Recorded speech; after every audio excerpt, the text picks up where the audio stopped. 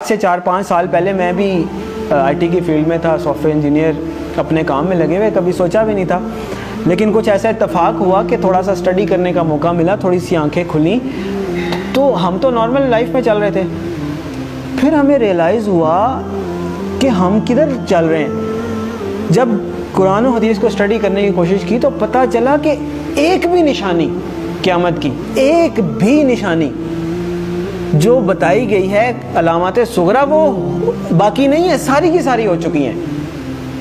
اگر کسی کو کسی اسپیسیفک نشانی کے بارے میں کوشچن ہے تو مجھے بھی بتائیں۔ اول تو مطلب جو میں نے اسٹڈی کیا ہے مجھے تو تقریباً سب بھی ملی ہیں۔ تو ایک دن ایک صاحب کہنے لگے آپ تو کہہ رہے ہیں ساری ہو گئی ہیں، پیلے جھنڈے نہیں کہیں سے نکلے۔ تو میں نے کہا پیلے جھنڈے تو وہ رابعہ ابھی نکلے تھے مصر میں، جب صدر مرسی کی حکومت انہوں نے گرائی تھی تو وہاں پہ پیلے جھنڈے رابعہ کا نشان انہوں نے بنایا تھا اور بڑی احتجاج کی تھی، وہاں سے پیلے جھنڈے نکلے تھے۔ پھر ایک اور صاحب کہنے لگے کہ دخان نہیں آئی جی، دھواں ہوگا جو زمین کو اپنی لپیٹ میں لے لے گا۔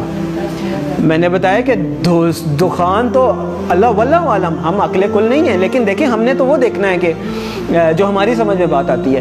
آج سے 7-8 سال پہلے ہم بھی اسی پنجاب میں رہتے ہیں، اسی دنیا میں رہتے ہیں، دھند ضرور ہوتی تھی، دھواں بھی ہوتا تھا، دھواں اسموگ نہیں ہوتا تھا کہ وہ پورے لپیٹ میں لے لیتا ہے۔ دھواں تو ایسے ہوتا ہے نا دور سے نظر آئے، دخان ایسا ہے کہ یخشی الناس، قرآن میں اللہ نے فرمایا یوم تأتی السماء بدخان مبین یخشی الناس ھذا عذاب علیم، وہ بھی برا ہو گیا۔ پھر کیا رہ گیا؟ پھر انہوں نے کہا عربوں میں شرک آ جائے گا، وہ تو نہیں آیا۔ تو میں نے کہا میں بھی سوچتا تھا نہیں آیا، بلکہ جب میں یہ حدیث پڑھ رہا تھا تو میرے ذہن میں یہ تھا کہ پتہ نہیں عربوں میں شرک پتہ نہیں کب آئے گا۔ سب سے زیادہ قرآن حدیث وہاں پڑھا جاتا ہے، حرمین شریفین وہاں پہ ہیں، عبادات وہاں پہ ہوتی ہیں، مساجد رمضان میں وہاں بھری ہوئی ہوتی ہیں، تو پتہ نہیں کب ہوگا۔ اتفاق کی بات ہے کہ میرا نہیں خیال کہ ہفتہ گزرا ہوگا یا کچھ، تو وہ خبر آئی کہ وہ انہوں نے یو اے ای میں مندر بنایا اتنا بڑا اور باقاعدہ نعوذ باللہ اس کی پوجا کر کے انہوں نے اس کی افتتاح کیا۔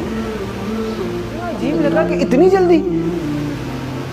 جلدی کہ جب آپ حدیث پڑھتے ہیں تو آپ کو لگتا ہے کہ عربوں میں شرک لوٹ آئے گا، پتہ نہیں، یہ تو بہت ہی مشکل بات لگتی ہے۔ اور ہم نے مطلب ایک ہوتا ہے سالوں گزر جائیں پھر بھی بات ہے، وہ ادھر پڑا ادھر وہ بات ہوگی۔ تو ایک بھی نشانی مجھے نہیں ملی، اگر کسی صاحب کو ملی ہے تو مجھے بھی بتائیں۔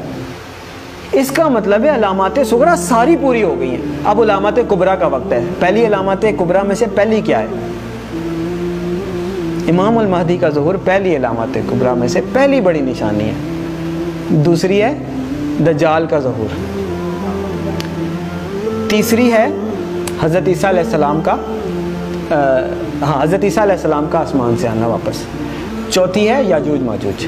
4 یہ نشانیاں ہیں قیامت کی علامات کبریٰ۔ پھر 2 اور نشانیاں ہیں، سورج کا مغرب سے نکلنا اور دعوت الارض کا نکلنا۔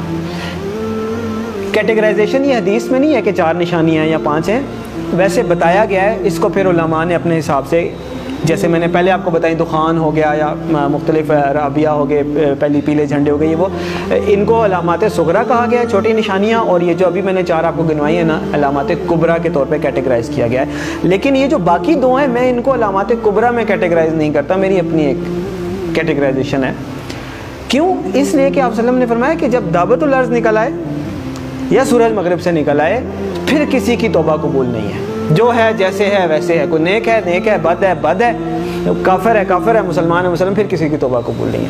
اس کا مطلب یہ ہے کہ یہ جو 2 نشانی ہیں یہ قیامت قائم ہونے کے واقعات ہیں، وہ تو ایک قسم کی قائم ہو گئی نا قیامت۔ تو جو نشانی تو وہ ہے کہ آپ الرٹ ہے، نشانی ہے بھائی آنے والی ہے، تیار ہو جائیں۔ تو جب آ گئی تو پھر تو نہ توبہ ہے نہ کچھ ہے، پھر تو نشانی نہ ہوئی، پھر تو ہو ہی گئی۔ جب توبہ ہی نہیں قبول، اس کے بعد آپ کوئی چینج ہی نہیں، ایکسیپٹنس۔ تو اس لیے 4 نشانیاں قیامت قائم ہونے کی ہیں، اس وقت تک پھر بھی چانس ہوگا، ایون دجال کے آنے کے بعد بھی چانس ہوگا اگر کوئی توبہ کرتا ہے، اللہ توفیق دیتا ہے۔ حضرت عیسیٰ علیہ السلام دنیا میں آتے ہیں، چانس ہے، یاجوج ماجوج آتے ہیں، چانس ہے، لیکن اس کے بعد دعوت الارض نکل آیا یا سورج مغرب سے نکل آیا، پھر ختم۔ تو علامات صغریٰ ساری پوری ہو گئی، علامات کبریٰ کا وقت، اور علامات کبریٰ میں سب سے پہلے امام المہدی کا ظہور ہے۔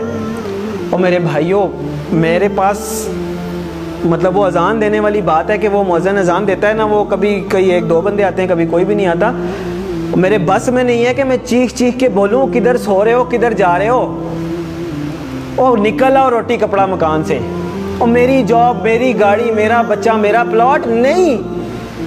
اور پتہ نہیں قیامت میں نے آپ لوگوں کو حدیث سنائی ہے، آنکھیں کھولیں، اور پتہ نہیں قیامت میں کتنے سال رہ گئے ہیں، شاید ہم پتہ نہیں اگلی جنریشن آئے بھی کہ نہ آئے. اور بعض لوگ کہتے ہیں پتہ نہیں پاگل ہے، سب کو ایسے لگتا تھا قیامت آنے والی ہے. نہیں، حدیث میں آپ صلی اللہ علیہ وسلم نے فرمایا کہ میں اللہ سے امید کرتا ہوں کہ میری امت کو آدھے دن کا وقت تو دے ہی دے گا اللہ تعالیٰ. صحابہ نے فرمایا آدھے دن سے کیا مراد ہے؟ تو آپ صلی اللہ علیہ وسلم نے فرمایا 500 سال. اور یہ قرآن سے بھی ثابت ہے کہ اللہ کے ہاں ایک دن ہمارے 1000 دنوں کے برابر ہوتا ہے. تو علامہ سیوطی بہت بڑے حدیث کے مفسر گزرے ہیں. میں لوگ کہتے ہیں آپ علامہ سیوطی کے اس پہ کیوں جا رہے ہیں؟ مطلب جو مفسرین گزر چکے ہیں حدیث کے انٹرپریٹیشن دے چکے ہیں، اب میں نے نئی تو نہیں دینی، اللہ معاف کرے. تو علامہ سیوطی رحمۃ اللہ علیہ نے اس کی انٹرپریٹیشن میں لکھا ہے کہ اس کا مطلب ہے کہ ایک دن کے بعد 1.5 دن، یعنی کہ پچھلی امتوں کو کسی کو 1 دن ملا، کسی کو آدھا دن ملا، کسی اس طرح، یعنی کسی کی عمر 1000 سال ہوئی، کسی کی 500 سال، مختلف. تو انہوں نے اپنے حساب سے بتایا کہ اس کا مطلب ہے 1 دن کے بعد آدھا دن اس امت کے لیے. یعنی باقیوں کو اگر 1 دن ملا ہے تو اللہ تعالیٰ اس امت کو آدھا دن مزید دے دے گا، باقیوں سے زیادہ تھوڑی سی مہلت دے دے گا. تو 1500 سال ہجری. او بھائی کدھر بیٹھے ہیں ہم؟ 1443 ہی ہے نا. تو گنتی کا حساب لگا لیں، 60 سال پورے نہیں رہتے. میں نہیں کہہ رہا. تو اس کا مطلب یہ ہے کہ تھوڑا سا، میں یہ نہیں کہہ رہا کہ 60 سال میں ہی آ جائے گی. یعنی اللہ تعالیٰ نے اگر آدھے دن کی مہلت دینی ہے، اللہ کی مرضی، تھوڑا بہت آگے پیچھے بھی ہو سکتا ہے. لیکن سمجھنے کی بات ہے کہ ہم بالکل ایج پہ کھڑے ہیں، گرنے لگے نیچے، اور دیکھ پیچھے جا رہے ہیں، دیکھ پیچھے جا رہے ہیں. وہ کہتے ہیں نا کہ سامان 100 برس کا پل کی